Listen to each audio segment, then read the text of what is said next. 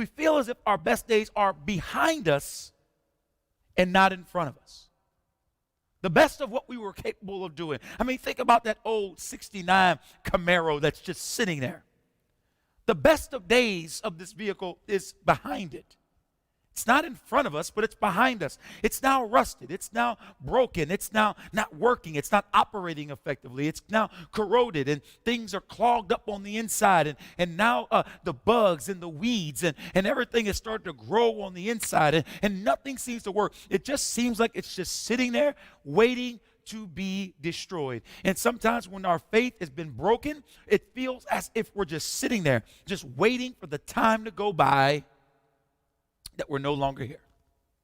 We no longer have a purpose. We no longer have anything on the inside of us that's driving us, that's getting us excited, that's getting us motivated. We're walking around with a lack of purpose, and we have no purpose in our life because our faith has been destroyed, that has taken away from the purpose that God wants to push us into.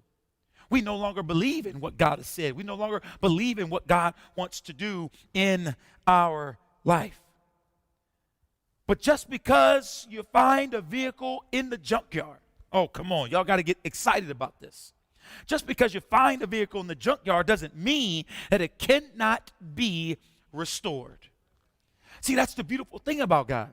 The beautiful thing about God is no matter what you've been going through the last 5 years, your next 5 years don't have to be like the last 5. There can be a shift. There can be a change. There can be a change in the way that you perceive where it is that you're looking to go, which will now shift your mentality, shift your conversation, shift your actions, and shift your outcome. God is in the business of moving you. He's pushing you. And sometimes he keeps pulling and pulling and pulling on you, and it feels uncomfortable. And you're like, why am I keep going through what I'm going through? And it's because God is building something.